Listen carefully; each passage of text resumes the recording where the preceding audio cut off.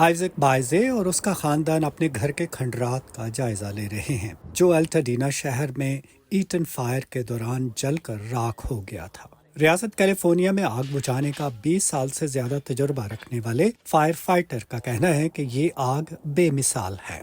I've never seen, a force of nature like this. The winds and the dryness. Isaac کی اہلیہ روزری بتاتی ہیں کہ انہیں منگل کی شام کو انخلا کا نوٹس موصول ہوا، لیکن انہوں نے اس پر زیادہ توجہ نہیں دی۔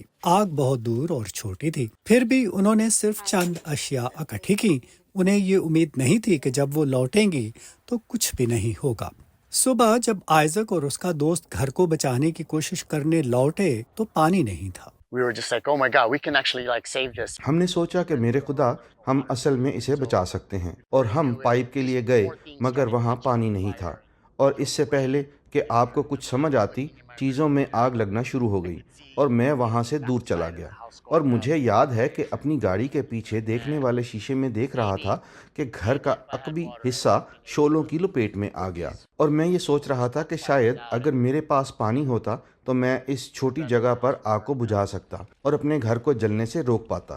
آگ کے عملے کو ایٹن آگ کو بجھانے کی کوششوں میں سڑک کنارے نصب واٹر ہائیڈرنٹس میں پانی نہ ہونا یا پانی کے کم دباؤ کا سامنا کرنا پڑا، اور ساتھ ہی ایک دوسری بڑی جنگل کی آگ جسے پیلیسیڈز فائر کہا جاتا ہے۔ کیلیفورنیا کے گورنر گیون نیوسم نے اس معاملے کی تحقیقات کا اعلان کیا ہے۔ اس وقت لاس اینجلس میں لگی آگ، جس میں پیلیسیڈز فائر شامل ہے، تقریباً 150 مربع کلومیٹر پر پھیلی ہوئی ہے، جہاں 1.5 لاکھ سے زیادہ افراد کو انخلا کے احکامات دیے گئے ہیں۔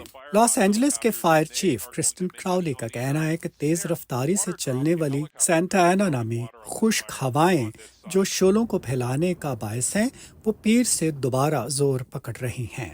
A red flag warning is in effect. آگ سے خطرے کی وارننگ نافذ ہے اور بدھ کی شام 6 بجے تک رہے گی۔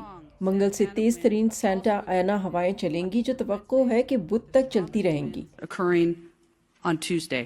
آئزک کا خاندان اب دوستوں کے ہاں رہائش پذیر ہے اور انشورنس کمپنیوں سے ادائیگی کا منتظر ہے، اور انہوں نے گزارے کے لیے عطیات جمع کرنے کے لیے گو فنڈ می سائٹ بھی قائم کی ہے۔ بائزے خاندان کا کہنا ہے کہ وہ دوبارہ مکان تعمیر کرنے کا منصوبہ بنا رہے ہیں۔ We said we were all going to come back. ہم نے کہا ہم سب واپس آئیں گے، دوبارہ تعمیر کریں گے اور اپنے پڑوسیوں کو واپس لائیں گے۔ یہ کمیونٹی ہے۔ ہمارے بچے محلے میں دوسرے بچوں کے ساتھ کھیلتے تھے۔ ہم ایک دوسرے کو سالگرہ کی تقریبات میں مدعو کرتے رہے ہیں۔ ہمارا ایک دوسرے سے بہت ملنا جلنا تھا۔ مجموعی طور پر لاس اینجلس کی کمیونٹی اس آفت کے وقت بے گھر خاندانوں کی مدد کے ساتھ ساتھ فائر فائٹرز کی مدد کے لیے متحد ہو رہی ہے۔ ہنگامی پناہ گاہیں اور فائر سٹیشنز خوراک اور کپڑوں سے بھر گئے ہیں، یہاں تک کہ حکام کو نوٹس جاری کرنا پڑا ہے کہ وہ اب صرف مالیاتی احتیاط قبول کر رہے ہیں۔ چینیا دلو کے ساتھ ندیم یعقوب، وائس آف امریکہ۔